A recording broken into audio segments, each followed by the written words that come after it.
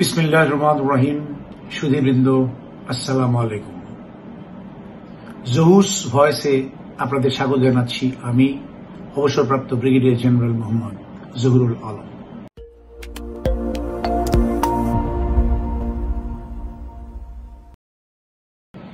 অপরাধীদের বিচার বনাম শুদ্ধি অভিযান কোথায় এবং কতদূর, আমি আজকে এই বিষয়ের উপরে আলোকপাত করব।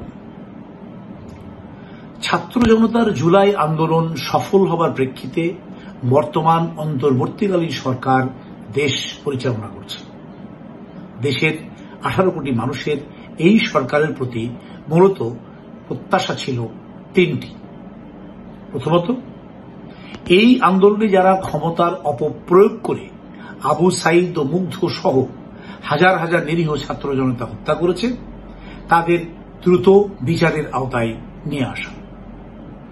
দ্বিতীয়ত, গত 15-16 বছর যারা ফ্যাসিস্ট ও স্বৈরাচারের সাথে হাত মিলিয়ে খুন, গুম, অর্থ পাচার সহ নানা অপরাধে সহযোগিতা করেছে, তাদের বিরুদ্ধে আইনানুগ ব্যবস্থা গ্রহণ সহ শুদ্ধি অভিযান পরিচালনা করা।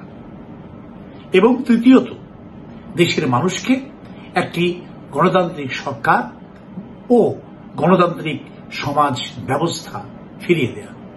প্রধান উপদেষ্টা বিভিন্ন সময়ে একই রকম কথা বলেছেন, অর্থাৎ বর্তমান সরকার অপরাধীদের বিচার, শুদ্ধি অভিযান তথা সংস্কার এবং দেশে গণতান্ত্রিক ব্যবস্থা পুনঃপ্রতিষ্ঠায় বদ্ধপরিকর। তারই আলোকে আমি সরকারের গুরুত্বপূর্ণ 4টি অঙ্গ সংগঠনে এর কার্যক্রম নিয়ে আলোচনা করব। 1 নম্বর, বিচার ও বিচার বিভাগ।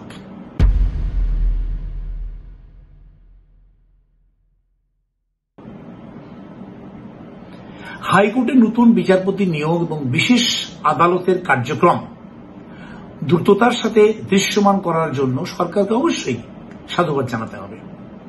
তবে গত 15-16 বছর নিম্ন ও উচ্চ আদালতে বসে যারা ডাইরেক্টেড বা ফরমাইশি রায় দিয়েছেন বা রায় দেওয়ার পক্ষে কাজ করেছেন, তারা সকলেই নিরপেক্ষ বিচারের নৈতিকতা হারিয়েছেন।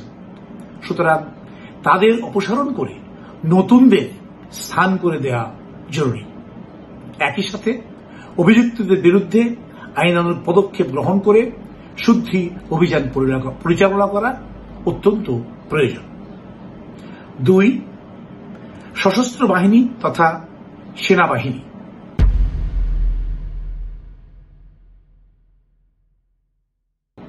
গত 15-16 বছর এবং বিগত জাতীয় নির্বাচনে এই বাহিনীর আচরণ ছিল সংবিধান রক্ষার নয়, বরং সংবিধান এড়িয়ে চলার আচরণ। সম্প্রতি গুম, খুনের সাথে জড়িতদের পাসপোর্ট বাতিল সংক্রান্ত একটা নামের তালিকা গণমাধ্যমে দেখা যাচ্ছে। বিষয়টি নিঃসন্দেহে লজ্জাস্কর, কেননা ওই তালিকায় যাদের নাম দেখা গেছে তারা সকলেই মূলত সেনাবাহিনীর প্রাক্তন সদস্য।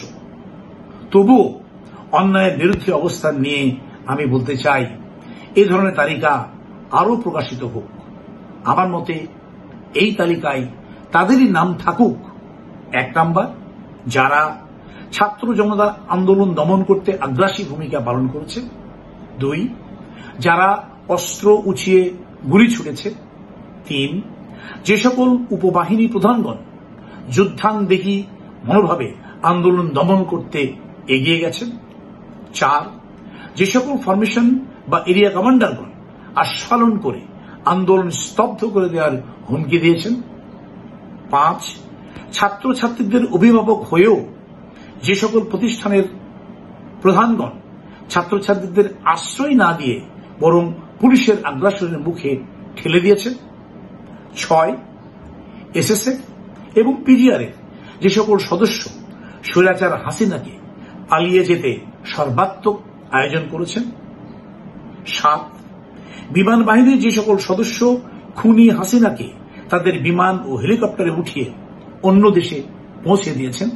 এবং সবশেষে 8, যে সকল বাহিনী প্রধান ও সংশ্লিষ্ট সিনিয়রগণ গত 15-16 বছর স্বৈরাচারের অসাংবিধানিক কার্যকলাপ এবং দেশের নিরাপত্তা বিঘ্নকারী কোনো কাজে আপত্তি তোলেননি বা কোনো পদক্ষেপ গ্রহণ করেননি অথবা নীরব থেকে সায় দিয়েছেন, তাদেরও তালিকা প্রস্তুত হওয়া জরুরি।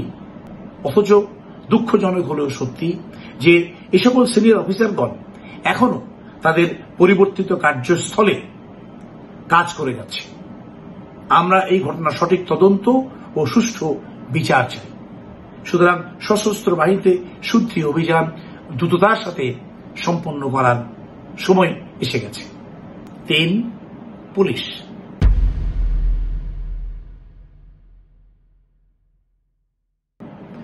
আবু সাইদকে সরাসরি গুলি করে হত্যাকারী সেই পুলিশ সদস্যের বিচার করলে সেটি অসমাপ্ত বলে গণ্য হবে।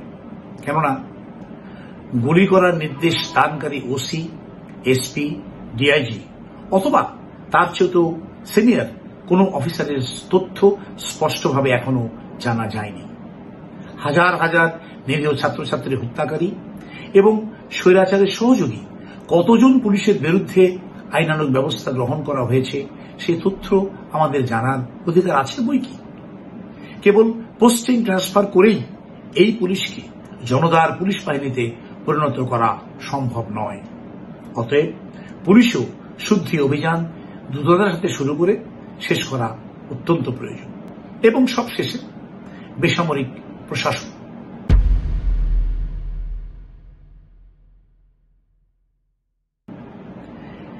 এখনো অনেক assistant secretary, senior assistant secretary, deputy secretary পর্যায়ের বঞ্চিত কর্মকর্তাগণ বিভিন্ন স্থলে সভা সমিতি আয়োজন করে তাদের দাবি দাওয়া পেশ করছে। কিন্তু তাদের দাবি দাওয়া শুনবে কে?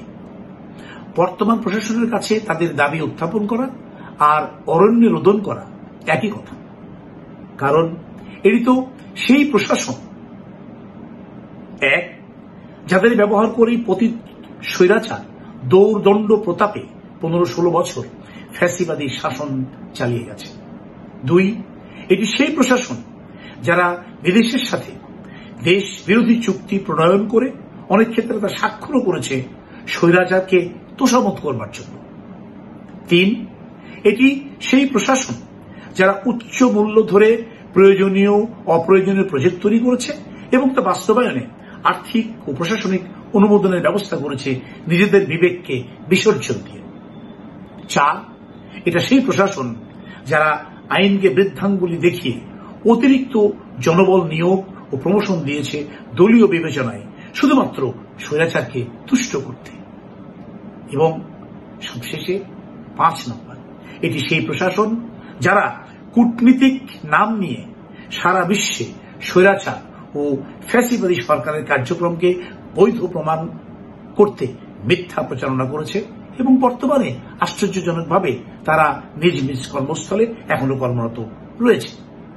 তাই বলছি, এই প্রশাসন দিয়ে দেশের অ্যাডমিনিস্ট্রেশনকে সুস্থ করে তোলা অত্যন্ত দুরূহ কাজ। সুধীবৃন্দ, সকল সংগঠনের ভিতরে কিছু দুর্নীতিবাজ মাথা ছাড়া দিয়ে ওঠে কেবলমাত্র সিনিয়র পদে যাবার জন্য। এদের কেউ হয় অর্থলোভী, কেউ ক্ষমতালোভী, কেউ বা দুটোই।